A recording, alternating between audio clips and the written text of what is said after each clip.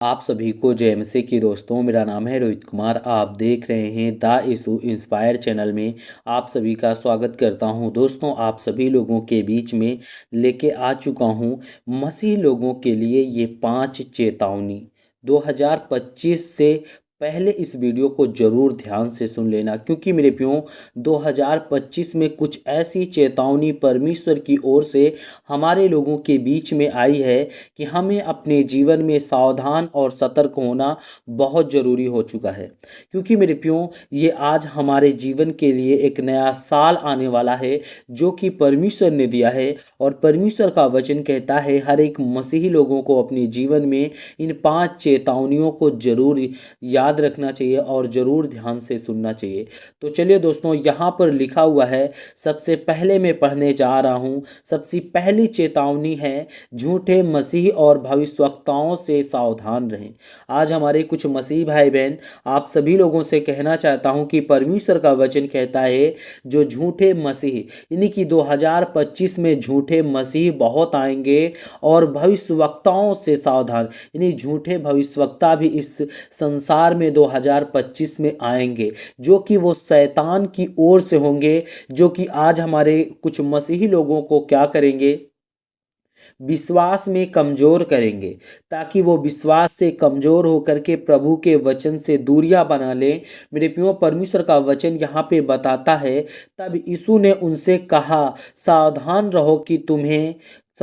रहो कि कोई तुम्हें ना बहकाए, क्योंकि बहुत से लोग मेरे नाम से आकर के कहेंगे मैं मसीही हूँ और बहुत को धोखा देंगे। क्योंकि मेरे प्रियो, यहाँ पर बताया जाता है, परमेश्वर का वचन कहता है कि 2025 में तब यीशु ने सभी से कहा, सावधान रहो कि कोई तुम्हें ना बहकाए, क्योंकि बहुत से ऐसे लोग होंगे जो मेरे नाम से आकर के कहेंगे कि मैं मसीही हूँ और बहुतों को धोखा देंगे, बहुतों को जाल में फंसाएंगे, बहुतों को क्या करेंगे। क्योंकि मेरे प्रियो, ये शैतान का षड्यंत्र है और इस शैतान के षड्यंत्र में हर एक मसीह भाई बहनों को नहीं फंसना है, बच करके रहना है। इसीलिए मेरे प्रियो, प्रभु ने कुछ ऐसी बातें बताई है हमारे इन साल, जो हमारे जीवन में ये साल आ रहा है। और दोस्तों, दूसरे वचन की ओर चलते हैं। यहाँ पर लिखा हुआ है, मत्ती की पुस्तक अध्याय 24 से 5 में लिखा हुआ है, यहाँ पे पढ़ते हैं, अंत समय में झूठ मसीह और झूठे भविष्यवक्ताएं आएंगे और सच्चाई की पहचान करने और धोखे से बचने के लिए सतर्क रहें। क्योंकि मेरे प्रियो, ये जो आज हमारे अंत समय जो 2024 का चल रहा है, इसी अंत समय में कुछ झूठे मसीह और झूठे भविष्यवक्ता आएंगे, और जो कि सच्चाई की पहचान करने और धोखे से बचने के लिए हमें सतर्क रहना पड़ेगा। और दोस्तों, दूसरे में लिखा हुआ है, यहाँ पर पढ़ते हैं, पाप से दूर रहें। आज हमारे कुछ ऐसे मसीह भाई बहन, आप सभी लोगों को बताने वाला हूँ कि 2025 में हमें पाप से बचना बहुत ज़रूरी है। पाप से हमें दूर रहना पड़ेगा, क्योंकि मेरे प्रियो, आज पाप हमारे जीवन में शैतान की ओर से आकर के हमारे जीवन को बर्बाद करने की कोशिश करेगा, हमारे जीवन को नष्ट करने की कोशिश करेगा। तो चलिए दोस्तों, यहाँ पर लिखा हुआ है, यदि तेरा दाहिना हाथ तुझे पाप में गिराता है तो उसे काट करके फेंक दे, क्योंकि तेरे लिए यही भला है कि तेरे अंगों में से एक नाश हो जाएगा और ना कि तेरा सारा शरीर नरक में जाएगा। मेरे प्रियो, यहाँ पे परमेश्वर का वचन कहता है, यदि तेरा दाहिना हाथ तुझसे पाप में गिराता है, यानी तुझे तेरा दाहिना हाथ अगर पाप में गिराता है तो उस हाथ को तुझे काट कर फेंक देना है, क्योंकि तेरे लिए यही भला होगा। और परमेश्वर का वचन कहता है कि तेरे अंगों में से एक नाश हो जाएगा, लेकिन तेरा शरीर नरक में जाने से बच जाएगा।